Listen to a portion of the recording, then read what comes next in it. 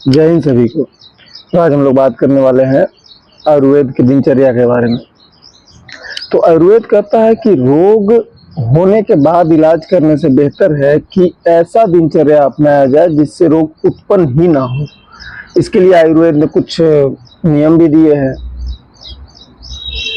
तो हम लोग जब पहले नियम पे बात करेंगे तो उसमें बोला जाता है कि ब्रह्म मुहूर्त में उठना।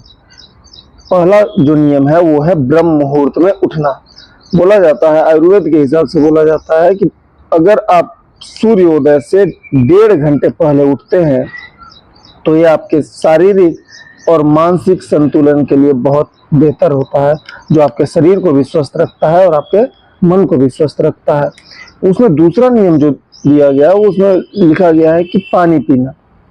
उसमें लिखा गया है कि आप गुनगुना जल ले सकते हैं या फिर ताज़ा जल ले सकते हैं, वो आपकी इच्छा पर निर्भर करता है। बहुत ज़्यादा गर्म पानी पीना आपके लिए नुकसानदायक हो सकता है, तो इसलिए हमेशा गुनगुना पानी पिए और ताज़ा पानी पिए। तीसरा नियम जो बताया गया वो बताया गया कि शौच। आप शौच आदि से निवृत्त होकर अपने शरीर को प्राकृतिक रूप से स्वच्छ करें। आप अपने शरीर को प्राकृतिक रूप से स्वच्छ करें शौच आदि से निवृत्त होकर। उसके बाद अगला नियम बताया गया है दांत धवन। उसको दंत धवन भी बोलते हैं, दंत धवन। दंत धवन जो अगला नियम बताया गया है उसमें महर्षि जी बताते हैं नियम में कि आप जो है वो अपने दांतों की सफाई करें। दांतों की सफाई करने के लिए वो दातून का जिक्र करते हैं, दातून का, जिसका वो मोटाई बताते हैं कि आप अपने उंगली के समान उसका मोटाई रख सकते हैं और आप लगभग 12 इंच उसका लंबाई रख सकते हैं उस दातून का। और उस दातून के बहुत सारे प्रकार भी बताए गए हैं, जैसे आप अपामार्ग का दातून इस्तेमाल कर सकते हैं, नीम का दातून इस्तेमाल कर सकते हैं। स्पेशल केसेस में स्पेशल दातून का भी जिक्र किया गया है। कभी वैसा समय मिला तो दातून पे विशेष चर्चा करेंगे, क्योंकि दातून भी एक बहुत बड़ा टॉपिक है। उसके बाद अगला आपका जो नियम है वो आप व्यायाम करें। व्यायाम करें, योग करें। योग व्यायाम क्या है कि वो आपकी शारीरिक व्याधियां को कम करता है।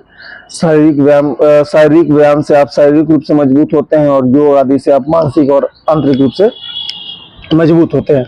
उसके बाद अगला जो नियम बताया गया है वो अभयंग का नियम बताया गया।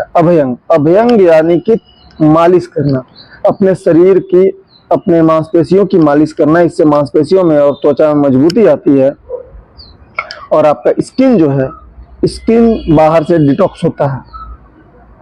उसके बाद आप स्नान करके अपने दिन का शुरुआत कर सकते हैं और उसमें आप स्नान करें और फिर आगे अपने दिन का शुरुआत करें।